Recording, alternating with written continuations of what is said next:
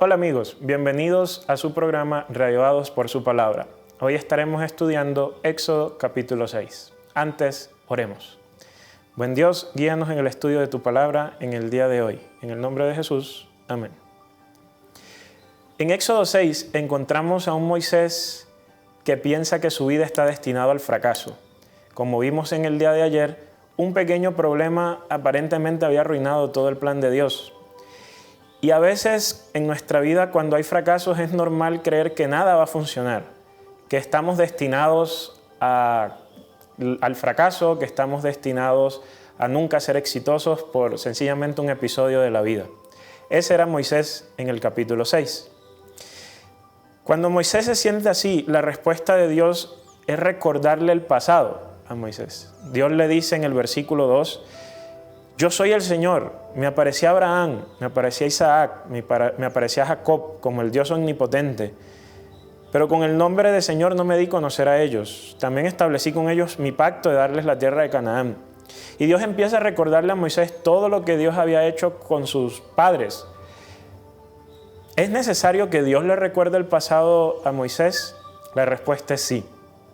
Porque justo cuando llegamos al fracaso, pensamos que nada más existe sino ese momento y juzgamos toda nuestra vida por algo que solo fueron algunos minutos y juzgamos toda nuestra vida a la luz de ellos.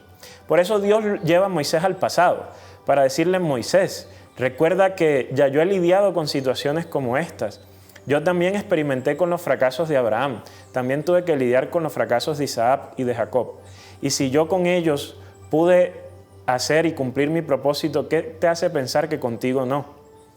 Yo con ellos he obrado y contigo también voy a obrar. Es básicamente lo que Dios le dice a Moisés.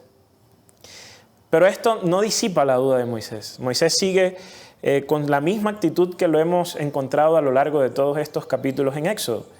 Sigue diciendo que él es torpe de labios, lo dice en el versículo 12. Moisés se encaró con el Señor y le respondió: ¿Cómo sabes? Los hijos de Israel no me hacen caso. Entonces, ¿cómo van a hacerme caso el faraón si yo soy torpe de labios?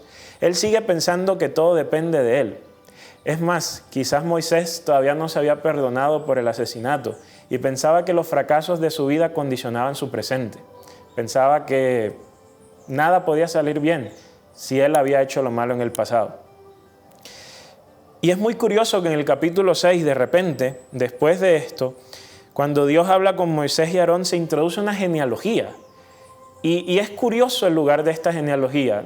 El lector no se espera que Dios empiece a hablar, o que el escritor del libro empiece a hablar de toda la genealogía del pueblo de Israel, de Rubén, de Simeón y demás.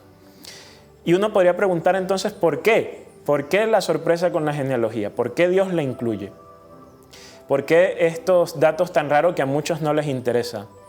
Y pues aquí viene y vamos a traer a colación algo que apareció por allá en el capítulo 3 de Éxodo, porque Dios dice que Él es el que es, ¿no? Y decíamos que eso significaba un Dios que tiene una existencia continua, un Dios que está en el presente, un Dios que está en el pasado, un Dios que está en el futuro, un Dios que siempre ha sido, que siempre será, que nunca ha dejado de ser.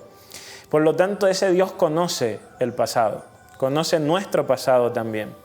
Y aunque a muchos no nos gusta recordar el pasado porque pueden estar llenos de errores, Dios ve ese pasado como un chance para hacernos recordar que si Él ha estado con nosotros en el pasado, pues también va a estar ahora con nosotros en el presente y estará en el futuro. A veces el problema es de visión y cuando fracasamos nuestra visión se enfoca solo en el error. Y por eso necesitamos ampliarla y recordar todas esas veces que Dios ha estado con nosotros. Por esa razón está la genealogía acá, para mostrarle a Moisés que a pesar de todo lo que él pueda pensar que ocurre en su pasado y que condiciona su presente, Dios había estado también con estos hombres que habían estado antes que él y que estos hombres también habían cometido errores y aún así Dios los había llevado a cumplir su misión y habían sido exitosos. Pero también esa genealogía está allí para enseñarnos una gran lección, y es que el pasado no condiciona nuestro futuro. Dios está dispuesto a hacer grandes cosas con nosotros, a pesar de nuestros errores, porque no tenemos que ocultárselos, pero a pesar de ellos Dios decide usarnos, y Dios decide cumplir su misión a través de nosotros. Es solo una cuestión de confiar en Dios y creer que todo depende de Él. Que el Señor te bendiga.